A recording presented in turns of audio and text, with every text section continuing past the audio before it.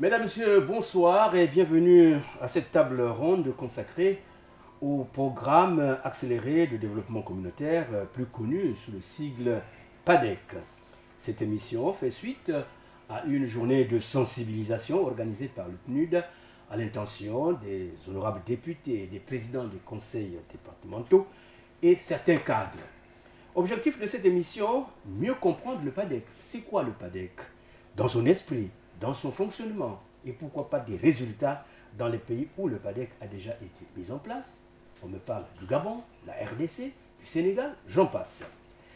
Nous allons ensemble réfléchir pendant une demi-heure, 30 minutes, à la manière dont ces modèles RDC-Gabon pourraient inspirer les initiatives de développement en République du Congo. Pour en parler, nous avons en tout cas un panel bien composé, le PNUD et un parlementaire. Pour la réalisation, je vais commencer donc par ma droite et je vais revenir vers ma gauche. À ma droite, à côté de moi, j'ai Monsieur Henri René Diouf. Vous êtes le représentant résident adjoint du PNUD Congo. Soyez les bienvenus. Merci. Un peu plus loin, donc à votre droite, il faut dire comme ça, j'ai Monsieur Valman Leka, je prononce bien. Vous êtes économiste national, bureau PNUD République du Congo. Exactement. Merci beaucoup d'être sur ce plateau. Je me tourne donc du côté de ma gauche, et donc il y a une seule dame, c'est Madame Goné Soo, c'est comme ça qu'on prononce. Vous êtes coordinatrice du programme de développement local, on dit des 145 territoires PNUD RDC. C'est quoi 145 territoires PNUD RDC? C'est quoi, madame? Vous pouvez prendre le micro? Parce que je veux un peu comprendre c'est quoi. Merci pour l'invitation. Oui. On est très honorés et très heureuse d'être là aujourd'hui avec vous. Les 145 territoires, pour résumer, en fait, c'est les 145 territoires qui composent le vaste pays que vous connaissez, la RDC. Ah, d'accord. Qui est composé de 26 provinces, mais avec 145 territoires. Merci beaucoup. Un peu plus loin, nous avons un député, l'honorable Eric Ngongarankwa. Vous êtes député de Ngo. Exactement. Vous êtes député à l'Assemblée nationale, membre de la commission économie et finances. C'est bien ça. On peut dire que Ngo, c'est une chance déjà avec ce programme. Vous salivez déjà? Bon, vous savez, tout mandat impératif est nul, donc je représente le Congo dans son ensemble. Congo. Voilà, très bien. Au-delà de la circonscription. Merci beaucoup. Nous allons donc entamer cette discussion en cherchant à comprendre d'abord la philosophie du PADEC. Premier point d'interrogation.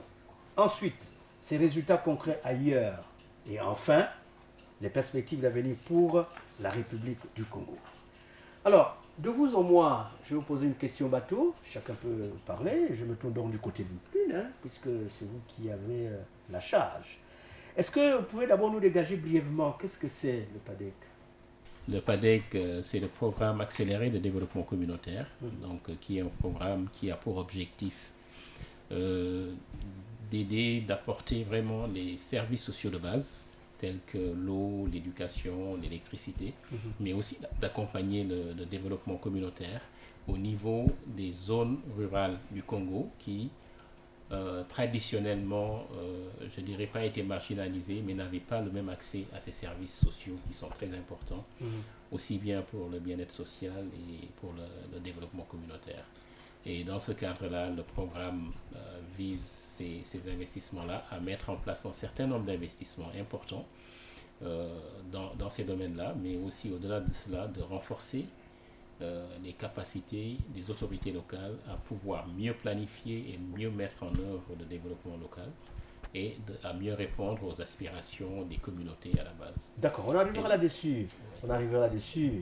Mais d'une manière générale, la philosophie, c'est quoi, M. Leka? Vous avez le micro?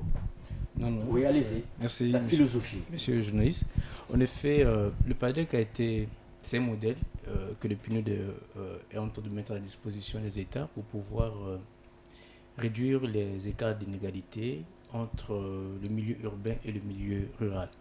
Si je dois être un peu plus factuel, l'indice de développement humain, c'est un indicateur qui mesure le développement humain de la population d'un pays.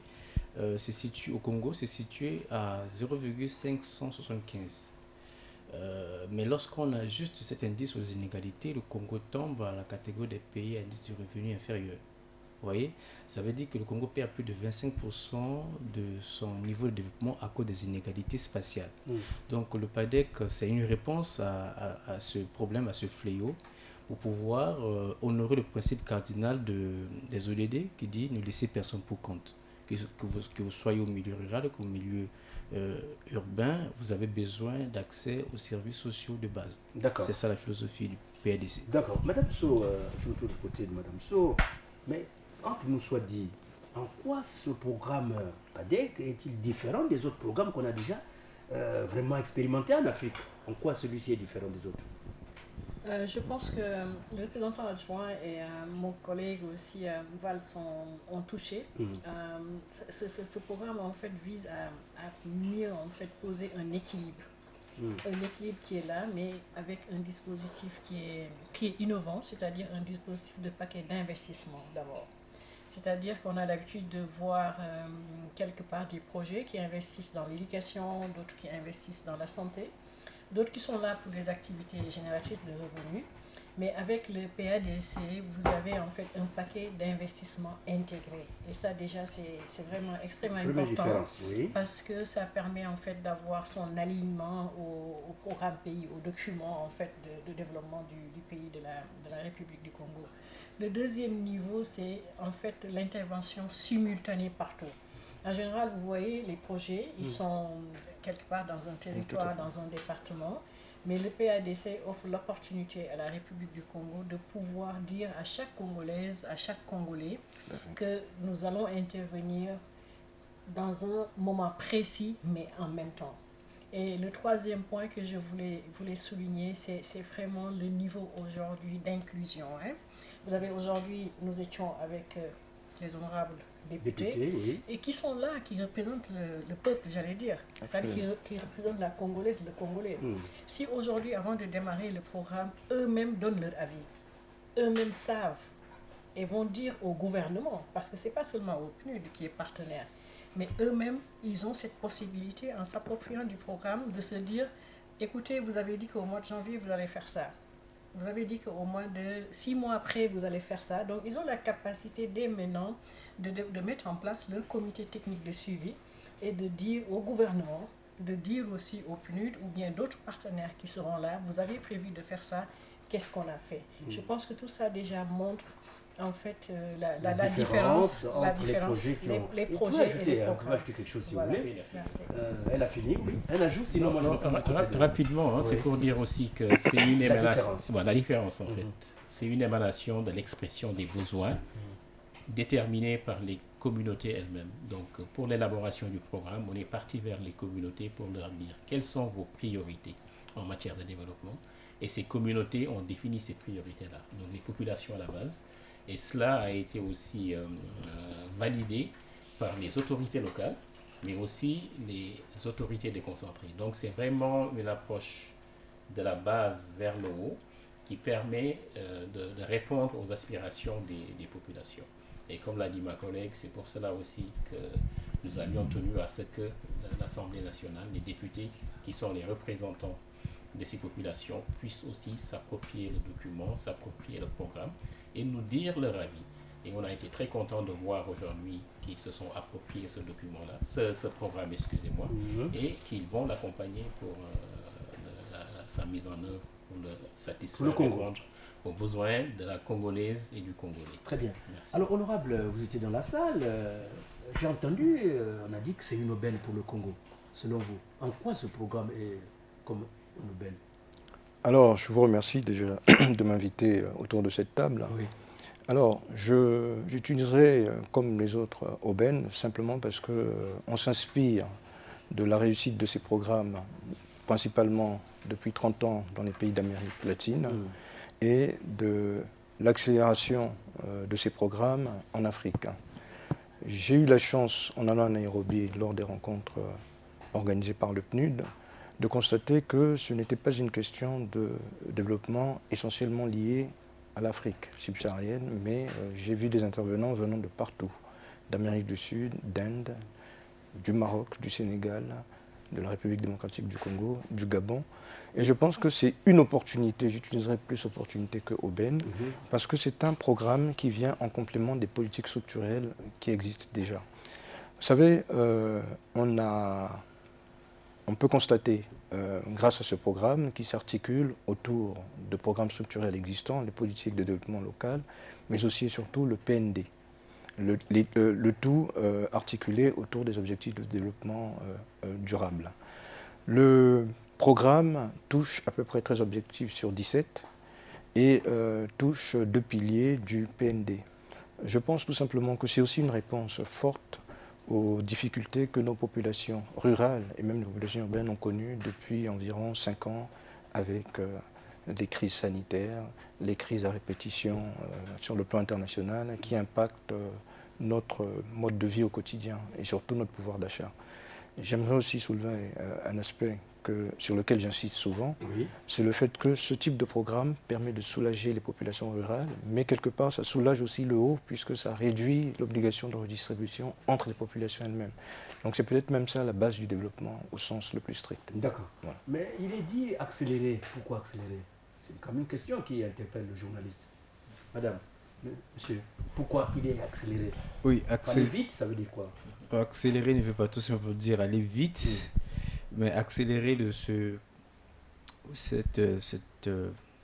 qualificatif, c'est parce que le Congo a adopté les objectifs de développement durable. La date butoir est 2030, donc dans 5 ans. Il faut accélérer pour atteindre ces objectifs. D'où le sens accélérer. Très bien. Voilà. Je comprends maintenant. Peut-être ajouter que aussi c'est un impact rapide. C'est des impacts qu'on voit immédiatement sur le terrain. L'objectif de ce programme, par exemple, construire des centrales électriques solaires. Donc ça nous prend 2-3 mois. Et en 2-3 mois, des populations qui étaient dans la pénombre, dans l'obscurité, ont la possibilité d'avoir immédiatement accès à l'électricité, de mener des activités génératrices de revenus, de pouvoir aller à l'école, de pouvoir accéder à des soins de santé, etc. Et tout, quoi. Bon, pour être un peu plus concret, Madame Prendomiko, parlons de la RDC, pour être plus concret, où déjà ce pays a eu la mise en œuvre de ce programme, est-ce que vous pouvez nous communiquer des résultats concrets de ce programme? Merci beaucoup. Je pense que Honorable l'a dit tout de suite. C'est l'Afrique, peut-être l'Afrique subsaharienne, l'Afrique de l'Est maintenant, mais pendant longtemps en Asie et ailleurs, il y a eu ce genre de programme. Et comme mes collègues viennent de le dire aussi, ce qui est intéressant, c'est au moins d'avoir une visibilité sur l'impact. Parce qu'on a beaucoup de projets-programmes dans les pays où il est très difficile de mesurer en fait les effets et les impacts. Aujourd'hui en RDC, je prends le cas du partenariat qui lie le PNUD à la RDC dans le cadre de cette mise en œuvre, parce que c'est un pays très vaste. Nous sommes concrètement dans 9 territoires, dans 9 provinces, excusez-moi, et dans les 9 provinces avec 54 territoires, nous avons aujourd'hui en termes de bénéficiaires pratiquement 11 millions de personnes qui accèdent à l'éducation, à la santé, mais qui aujourd'hui aussi accèdent aux services essentiels de l'État. Et ça, je pense qu'on est d'accord que c'est extrêmement important dans tout pays qu'on rapproche les services de l'État par rapport aux populations. Je prends juste un cas très simple, ce qu'on dit en matière de planification. Si aujourd'hui, on n'a pas une visibilité sur le nombre de naissances, sur le nombre de décès, ça impacte énormément. Mon collègue économiste en sait quelque chose, honorable, et le représentant adjoint. Ça impacte dans la planification, dans les PND, parce que si on ne connaît pas réellement quel est le nombre de femmes qu'il y a, quel est le nombre de jeunes qu'il y a, c'est difficile de planifier la politique de l'éducation et la politique de santé. Concrètement, donc pour revenir sur le cas du PNUD, nous sommes aujourd'hui dans des territoires qui pendant longtemps n'ont pas... Il y en a qui disent que depuis la colonisation, vous avez, je pense qu'honorable a vu les j'ai vu images, le film. Parce que nous aimons bien en fait s'exprimer à l'Est, donnant la parole aux communautés elles-mêmes. C'est très bien, les rapports, c'est écrit, mais donc, vous avez vu, nous avons préféré voir. Par exemple, en RDC, aujourd'hui, concrètement, nous avons plus de 764 infrastructures socio-économiques de base, des écoles, plus de 300 écoles. Et si je globalise... Grâce à ce programme, voilà. Et si je parle des 145 territoires, nous avons aujourd'hui plus de 2200 écoles qui sont là, en construction, déjà la moitié finie. Nous avons aussi les centres de santé, les bâtiments administratifs qui sont là. Et en matière de génération de développement, les chaînes de valeur. Nous avons par exemple là démarré un programme de 45 millions qui va permettre un peu de développer les chaînes de valeur. Très bien. Un deuxième cas concret, si vous permettez. Oui, allez-y. J'aime bien parler de ça, c'est le secteur privé national. Parce que nous avons opté en fait pour travailler avec les entreprises nationales. Ça signifie quand même qu'il y a des défis. Je ne vais pas dire que tout est rose, mais je prends le cas de ce programme où aujourd'hui nous avons signé plus de 30 contrats. Et tous ces contrats, c'est avec des entreprises congolaises, avec une manne financière de plus de 170 millions de dollars. Voilà, donc ça c'est juste un exemple. Et je pense qu'un État qui fait ça, qui donne ses contrats à son secteur privé à travers la Fédération des entreprises congolaises, ça impacte nécessairement dans le pays. Très bien. Alors revenons donc au Congo-Brazzaville. J'aimerais quand même savoir quelles sont les composantes. Doter le pays des infrastructures ou la communauté des infrastructures socio-économiques de base, notamment infrastructures sanitaires, infrastructures éducatives, infrastructures énergétiques. La deuxième composante, c'est plus concret, c'est-à-dire construire des écoles. Oui, on aimerait quand même écouter ça comme ça. D'accord, construire des écoles, des hôpitaux, voilà. Mettre à disposition de la population de l'énergie, de l'éclairage, de l'électricité. Il y a aussi la composante des enclavements, il s'agit de construire des routes. Il y a la composante, j'ai pas dit de l'énergie. C'est-à-dire les pistes agricoles. Les pistes agricoles compris, voilà. Il faut les goudronner, non? Oui, il n'y a pas de problème. Ah, d'accord. Oui, c'est prévu. C'est prévu comme ça? C'est prévu, mais il y a une composante très importante qui est la gouvernance locale, parce que c'est un aspect très important. C'est bien de construire ces routes, mais il faut les pérenniser. Bien sûr. Alors il faut renforcer la capacité de gestion des autorités locales pour pouvoir gérer. Ça, c'est un élément très important de ce programme. Et la dernière composante, c'est le suivi et évaluation. Comme l'a dit pendant la session, il faut suivre, il faut rendre compte. L'avantage, c'est que le PNUD a pris cette responsabilité, non seulement de mettre en œuvre, mais aussi de rendre compte au gouvernement, aux parlementaires, de ce qui a été fait, quelles sont les difficultés, les goûts d'étanglement. Voilà un peu les composantes de ce PADC. D'accord. Un complément peut-être, sinon on avance. Alors, honorable, je me reste. Oui, allez-y, sinon je vous pose une question. Alors, pour parler des composantes, oui. J'aimerais insister sur un point. Ce programme est l'émanation de la volonté politique exprimée par le président de la République, son Excellence Denis Sassou Nguesso, s'adressant à la direction régionale du PNUD afin d'aider la République du Congo à mettre en œuvre le programme. Donc, il est basé sur les aspirations des communautés elles-mêmes et le gouvernement a, dans son organisation, décidé de travailler sur 6 axes principaux, qui sont l'agriculture, l'électricité rurale, les pistes dont il parlait tout à l'heure, le développement d'une économie résiliente et la santé et l'éducation, éducation-formation. Donc ça permet en tant qu'élu, ça permet de constater que le degré d'implication et d'inclusion des populations est effectif, simplement parce que ce sont les mêmes aspirations, les mêmes expressions, les mêmes attentes qui sont soumises à l'endroit des députés que nous sommes. Oui, chaque fois quand vous descendez. Voilà. Donc c'est un malgré ça, vous le dites que ce n'est pas le député qui construit les écoles. Est-ce qu'ils comprennent? On ne le dit pas toujours sous cette forme, parce que avant d'être député, nous sommes humains, nous sommes francs avec eux. Oui. Ils savent quelle est notre mission. Oui.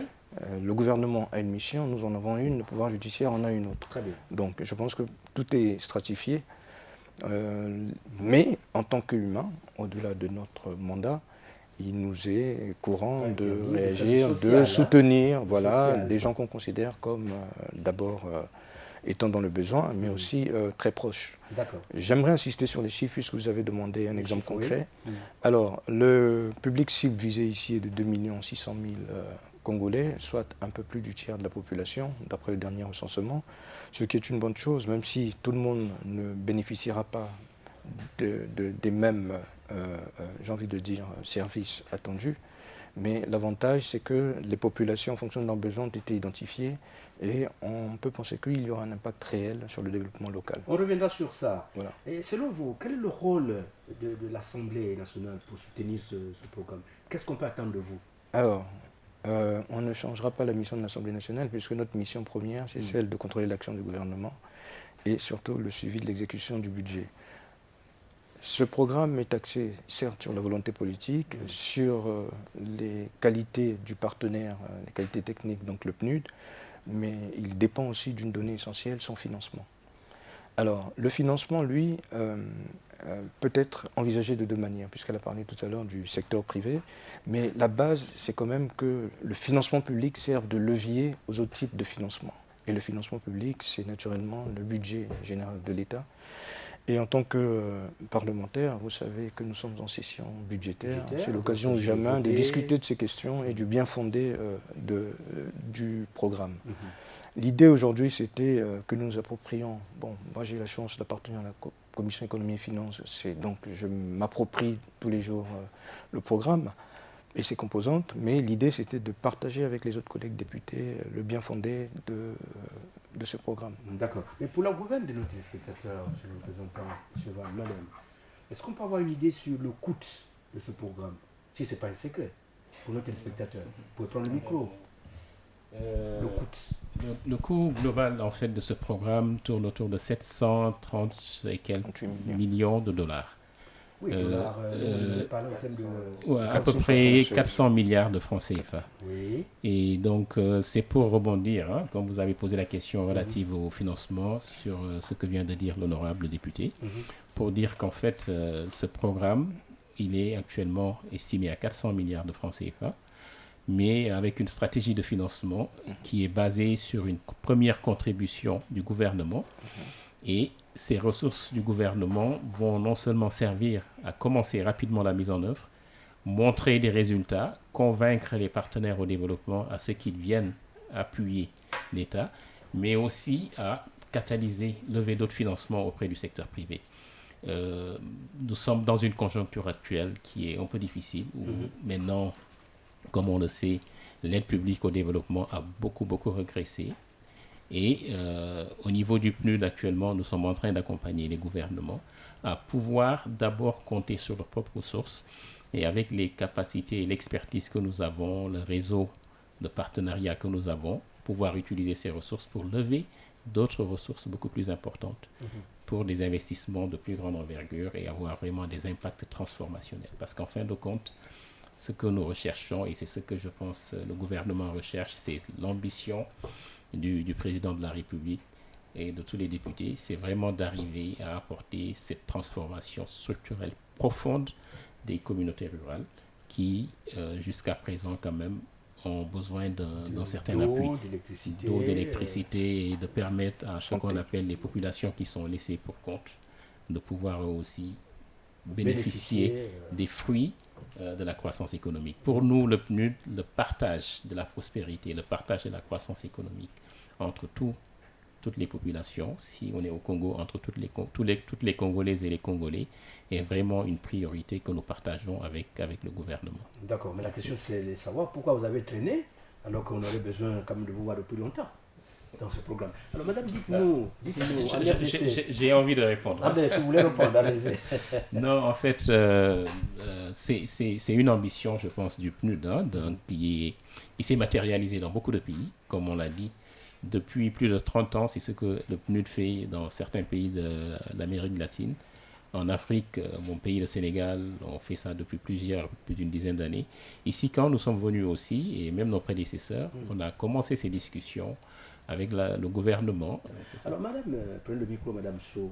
C'est vrai, je ne vais pas vous accabler avec beaucoup de questions. Mais je veux savoir un peu en RDC, comment ils ont mobilisé les ressources, l'expérience? Pour répondre à cette question, je pense que Honorable en a parlé, le représentant, mes collègues aussi, Henri et en ont parlé tout de suite. Ce qui est important ici, je ne dis pas que c'est une innovation, mais c'est vraiment la prise de conscience et la nécessité de se dire qu'on l'a longtemps fait peut-être d'une manière pas très programmatique, mais c'est de faire ce qu'on appelle le financement, financer son propre développement, c'est-à-dire le financement, voilà, les gouvernements financent les développements. Ça se répond à quoi? Ça ne laisser personne en rade. Quand moi je suis chef d'État, je suis un gouvernement en tout cas, je m'investis pour que les ressources générées dans mon pays, que ça puisse bénéficier à chaque Congolaise et chaque Congolais. Là, je pense que c'est vraiment la philosophie en fait de ce programme. Cela signifie qu'en RDC aussi, c'est un fort leadership parce que ça vient toujours aussi du plus haut. Et c'est une volonté aussi des parlementaires, comme il est venu l'expliquer. Donc en RDC aussi, c'est à travers le gouvernement, mais dans un premier temps, c'est avec ce qu'on appelle les fonds DTS, les fonds droits de tirage spéciaux du FMI. Et avec le trésor aussi de la RDC que les financements ont démarré. C'est le même cas aussi au Sénégal, là, en 2015-2016, où le président de la République, le gouvernement se sont engagés après avoir fait l'évaluation participative de la pauvreté et après avoir écouté les populations de mobiliser dans un premier temps 100 milliards de francs CFA au démarrage du programme d'urgence au Sénégal. Pour démarrer, et c'est après cela que le Sénégal a eu l'appui maintenant de la Banque africaine de développement et de la Banque islamique pour continuer à faire ce travail. Donc c'est toujours important que ça parte du gouvernement qui investit et comme ça les partenaires des pays, les amis des pays viennent soutenir ce développement. D'accord. Mais c'est pour insister, hein, c'est vraiment très important, programme du gouvernement du Congo. L'honorable l'a dit, c'est une expression du président de la République, donc que nous sommes en train de vouloir traduire avec l'appui des partenaires institutionnels nationaux. Nous, le PNUD, on est venu peut-être avec notre expertise, notre expérience de ce qu'on a fait dans d'autres pays, mais cette volonté, elle est là et nous avons accompagné le gouvernement à élaborer ce programme. Très bien. Mais je veux savoir, du point de vue de l'architecture du programme, c'est le PNUD qui gère ou bien le gouvernement ou bien c'est un cabinet que vous avez choisi? Honorable, comment ça se passe? Oui, monsieur le Cameroun. Non, c'est, comme l'a dit le représentant, c'est un programme du gouvernement. Et le PNUD, pour garantir le succès de ce programme, en effet, le PNUD intervient comme une agence d'exécution. Donc, c'est le PNUD qui passe des marchés, c'est le PNUD qui signe des contrats, mais qui rend compte au gouvernement. C'est ça le caractère innovant de ce programme. C'est le PNUD qui rend compte au gouvernement de ce qu'il a fait, des ressources qu'il a reçues, des ressources qu'il a mobilisées, que le gouvernement a mis à sa disposition, quel est l'impact des $1, des $2 qu'on a mis à la disposition de la population. Voilà, c'est le PNUD qui gère ça. Il rend compte au gouvernement à travers les instances mise en place. D'accord. Honorable, je vais vous poser une question. Vous savez, la population, elle est compliquée. Je veux savoir comment vous, députés, conseillers, allez fédérer un peu les idées pour que la population accepte ce qui arrive. Alors, je vous remercie, mais j'ai presque envie de vous dire, vous me posez une question à laquelle on a déjà répondu. Pas du tout. On vous a dit que ce programme est porté par la volonté populaire.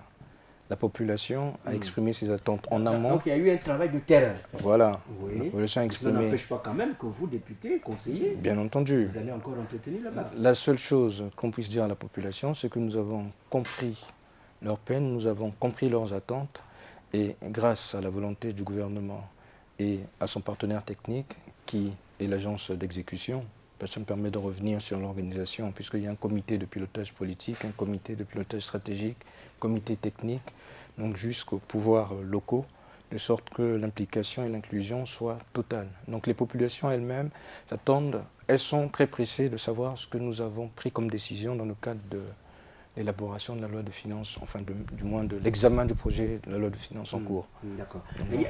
Oui, pour compléter, allez-y. J'ai eu la chance de conduire cet exercice, organiser ces consultations au niveau local. Pour un petit exemple, j'étais, je pense, dans le département du Kwilu. J'ai rencontré un chef de famille qui me dit, nous, on n'a pas besoin d'école, on a une école, on peut utiliser ça, on n'a pas besoin d'hôpitaux, on a un CC à côté, tout ce qu'on veut, c'est de l'eau. Vous voyez, pour cette localité, ce qu'on a inscrit, c'est l'eau potable. Ils n'avaient pas besoin d'école parce qu'on avait.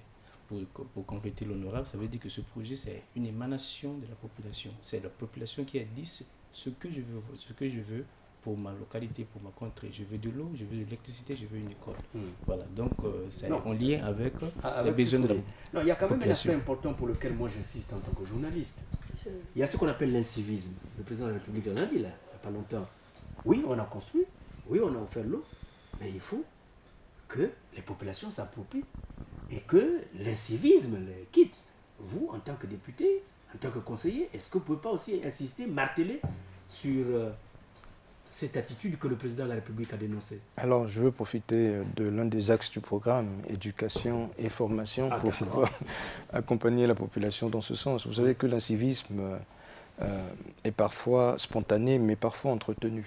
Vous comprenez? C'est-à-dire? Entretenu en ce sens que c'est l'éducation au sein de la cellule familiale et au sein de la société qui permettent de contenir certaines velléités.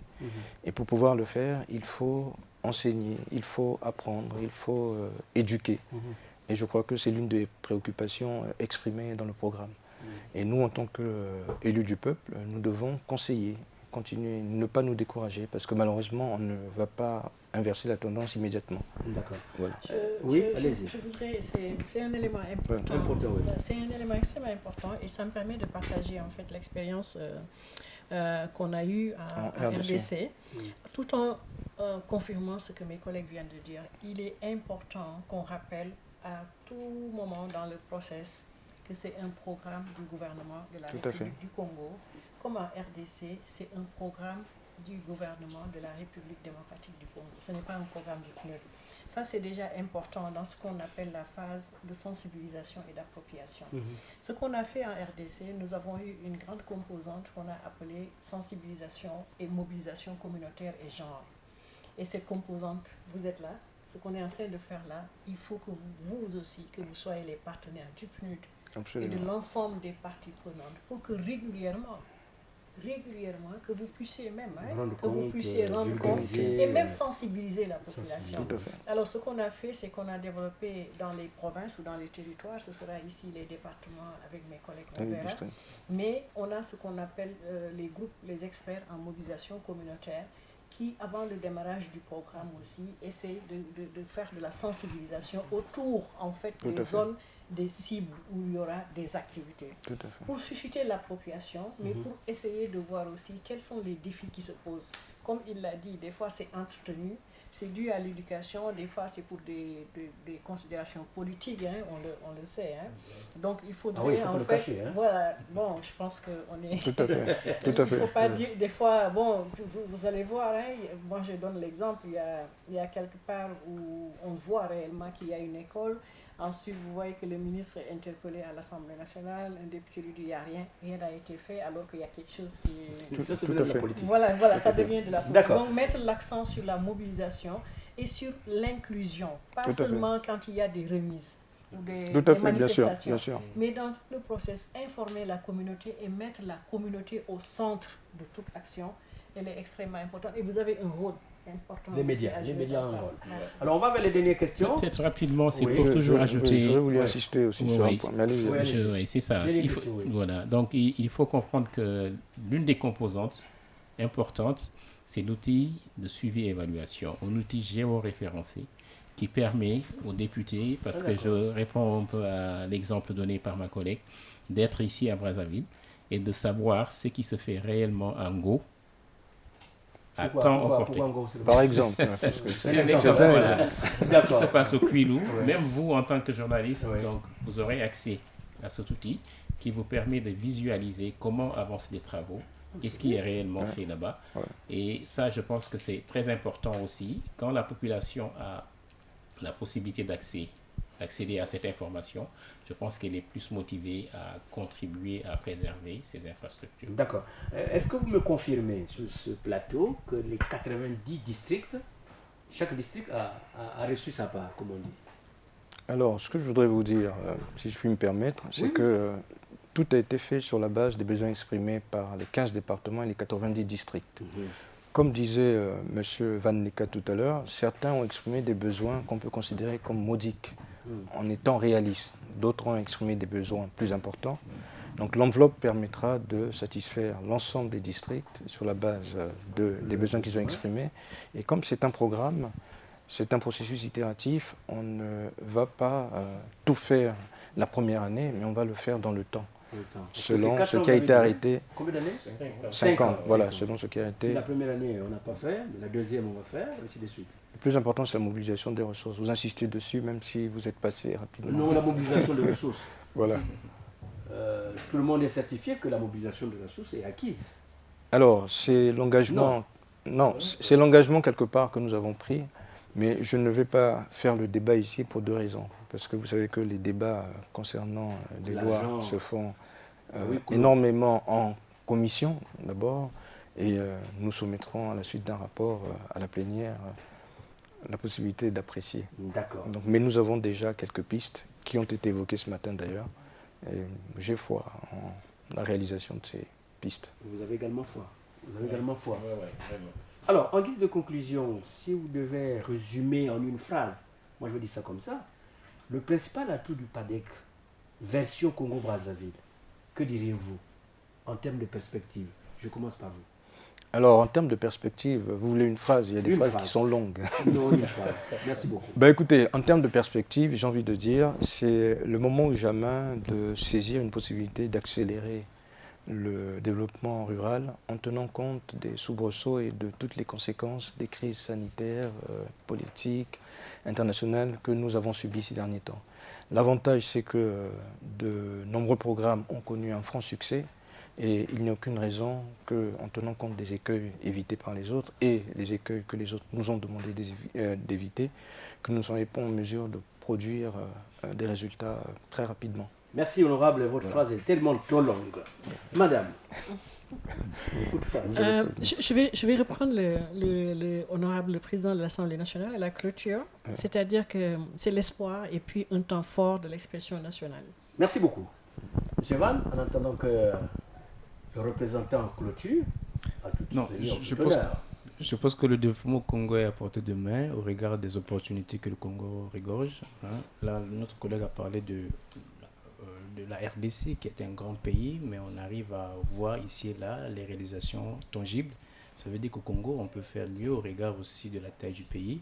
Donc nous croyons nous espérons que c'est possible. Il faut espérer que ça va se faire. Ça va se faire, monsieur le représentant. Merci beaucoup. En fait, je vais...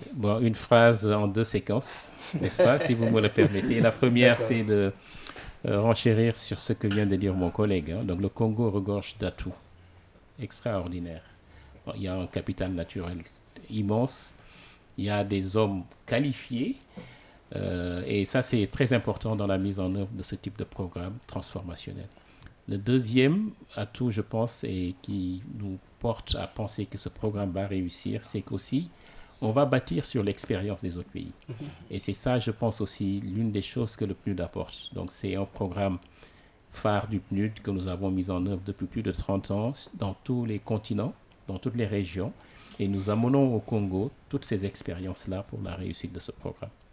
Bien, merci beaucoup, monsieur le représentant. C'est par là que nous mettons un point final à notre émission. Cette table ronde nous a permis de mieux comprendre ce qu'est le PADEC à travers bien sûr des expériences réussies dans d'autres pays et comment ces expériences peuvent être dupliquées en République du Congo pour que notre pays soit un levier puissant pour accélérer le développement communautaire. Madame, monsieur, au revoir et à une autre occasion.